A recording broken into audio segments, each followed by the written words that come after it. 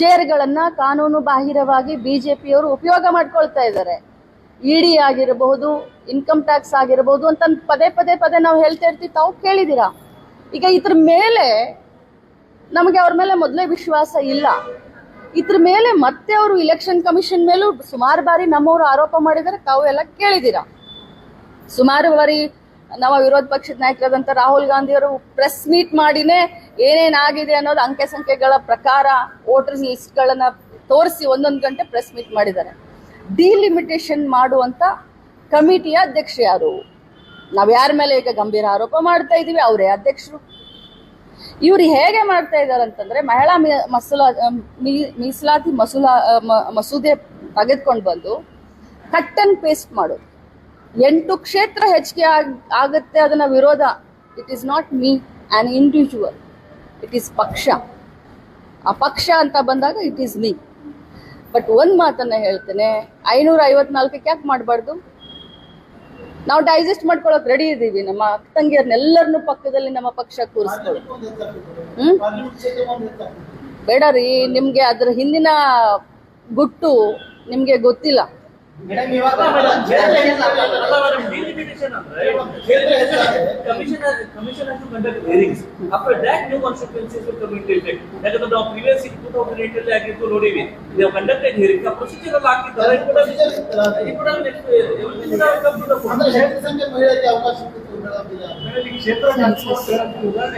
ಒಳ್ಳೆ ಕ್ವಶನ್ ಕೇಳಿದ್ದಾರೆ.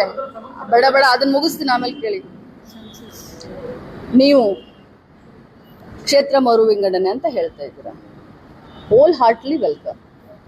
ನಾವು ಕ್ಷೇತ್ರ ಮರು ವಿಂಗಡಣೆ ಮಾಡಿದಾಗ ನಾವೇನ್ ಮಾಡಿದ್ವಿ ತಮಗೂ ಗೊತ್ತಿರಬೇಕು. ನಾನು ಅವಾಗ ಹೊಸದಾಗಿ ನಾನು ಬಂದಿದ್ದೆ ಅವಾಗ ರಾಜಕಾರಣದಲ್ಲಿ. 1 ನಿಮಿಷ, ಯಾವ ರೀತಿ ಹಿಯರಿಂಗ್ ಆ ರೀತಿ ಇವ್ರ ಮೇಲೆ ನಮ್ಗೆ ವಿಶ್ವಾಸ ಇಲ್ಲ. ಇವ್ರು ಹಿಯರಿಂಗ್ ಅದೆಲ್ಲ ಮಾಡೋದಿಲ್ಲ. ಇವ್ರೆಲ್ಲ ಈಗ ರೆಡಿ ಆಗ್ಬಿಟ್ಟಿದೆ, ಮ್ಯಾಪ್ ರೆಡಿ ಆಗಿದೆ ಇವ್ರದ್ದು. 2029 ಇಲೆಕ್ಷನ್, ಅದ್ರ ಮುಂದಿನ ಇಲೆಕ್ಷನ್, ಬರೀ ಇಲೆಕ್ಷನ್ ಗೆಲ್ಲುವಂತ ಮಷಿನರಿ ಇವರು. ಈ ಅಬ್ಜೆಕ್ಷನ್ ಯಾರು ಕೇಳಲ್ಲ ರೀ. ನಮ್ಮ ವಿರೋಧ ಪಕ್ಷದ ನಾಯಕರೇ 2 ಸತಿ ಲೆಟರ್ ಬರೆದ್ರು, ಮಹಿಳಾ ಮಸೂದೆ ಬಿಲ್ ನ ನೀವು ಮಂಡಿಸ್ಕೊಂತ ಮೊದಲು ಕರೀರಿ ನಮ್ಮನ್ನ ಅಂತ. ಅದಕ್ಕೆ ಇವರು ಲೆಕ್ಕಕ್ಕಿಡ್ಲಿಲ್ಲ. ಇನ್ನು ಯಾರ್ರೀ ಅಬ್ಜೆಕ್ಷನ್? ಸಾಮಾನ್ಯ ಜನ ನಾವು ಅಬ್ಜೆಕ್ಷನ್ ಮಾಡಿದ್ರೆ ಕೇಳ್ತಾರ ಇವರು? ಈಗಾಗಲೇ ರೆಡಿ ಆಗ್ಬಿಟ್ಟಿದೆ ಅವ್ರದ್ದು. ಅವ್ರು ಬರ್ಕೊಂಡು ಇಟ್ಕೊಂಡಿದ್ದಾರೆ ಹೊತ್ತಿಗೆಯನ್ನ. ಅಷ್ಟೇ 100% ಇದು ಬರೀ ಬಿಜೆಪಿ ಅವರಿಗೆ ಕ್ಷೇತ್ರ ಮರು ವಿಂಗಡಣೆ ಮಾಡ್ಕೊಳ್ಬೇಕಾಗಿದೆ ಅಂತ ಹೇಳಿ ಇದು ವಿಮೆನ್ ರಿಸರ್ವೇಶನ್ ಬಿಲ್ ನ ತೆಗೆದುಕೊಂಡು ಬಂದಿದ್ದಾರೆ. ಇದ್ರಲ್ಲಿ ಬೇರೆ 2 ಮಾತೇ ಇಲ್ಲ.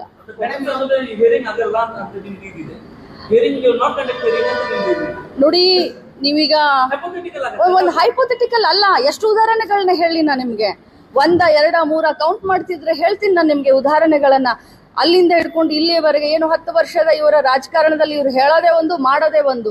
ಹೇಗ್ರಿ ಇವ್ರ ಮೇಲೆ ವಿಶ್ವಾಸ ಇಡ್ಲಿಕ್ಕೆ ಸಾಧ್ಯ? 23ರಲ್ಲಿ ಮಸೂದೆ ಆಗಿದ್ದನ್ನ ಯಾಕೆ 30 ತಿಂಗಳು ತಡ ಮಾಡಿದ್ರು ಅಂದ್ರೆ ಅದ್ರದ್ದು ಬ್ಯಾಕ್ ಗ್ರೌಂಡ್ ಅದನ್ನ ಹೋಮ್ ವರ್ಕ್ ಮಾಡ್ಕೊಳ್ತಾ ಇದ್ರ ಇವ್ರ ಮೇಲೆ ವಿಶ್ವಾಸನೇ ಇಲ್ಲ. ಹೈಪೋಥೆಟಿಕಲ್ ಅನ್ನೋದೇ ಇಲ್ಲ. ಯಾಕಂದ್ರೆ ನಾವು ಅನುಭವ ಆಗಿದೆ ನಮ್ಗೆ. We are experienced.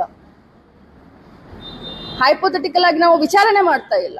We are already experienced. Madam, ಇವಾಗ 23ರಿಂದ ಮಹಿಳಾ ಮೀಸಲಾತಿ ಜಾರಿ ಬಿಲ್ ಪಾಸ್ ಆಗಿದೆ, ಕಾನೂನು ರಚನೆ ಆಗಿದೆ. ಯಾಕೆ ಅನುಷ್ಠಾನಕ್ಕೆ ನೀವು ಅದನ್ನು ಒತ್ತಾಯ ಮಾಡ್ತಾ ಇಲ್ಲ? ಒತ್ತಾಯ ಯಾಕಂತಂದ್ರೆ ಈಗಾಗಲೇ 545 ನೀವು ಕೊಡಬೇಕು, ಇಲ್ಲ ಡಬಲ್ ವೋಟಿಂಗ್ ಏನಾದ್ರೂ ನೀವು ಡಿಮಾಂಡ್ ಇಡ್ತೀರಾ?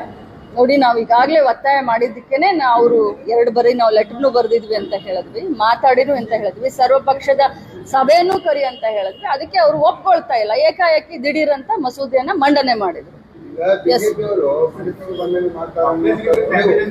ಕ್ಷೇತ್ರ ಪುನರ್ವಿಂಗಡಣೆ ಬಗ್ಗೆ ಅವರು ಮನಸ್ಸಿಗೆ ಬಂದಂಗೆ ಮಾಡ್ತಾರೆ ಅನ್ನುವಂತ ಸುಳ್ಳು ನಿಮ್ಗೆ ಏನಾದ್ರು ಸಿಕ್ಕಿತ್ತ? ಮಾಹಿತಿ ಏನಾದ್ರು? ಅವ್ರ ಕಾಯಕನೇ ಅದು, ಮಾಹಿತಿ ಸುಳಿವು ಅಲ್ಲ. ನಾವು ಕಳೆದ 10 ವರ್ಷದಿಂದ ಅವ್ರು ನೋಡ್ತಾ ಇದೀವಿ. ಅವ್ರು ಇಲೆಕ್ಷನ್ ನ ಗೆಲ್ಲಬೇಕು ಅಷ್ಟೇ ಅವ್ರ ಕಾಯಕ.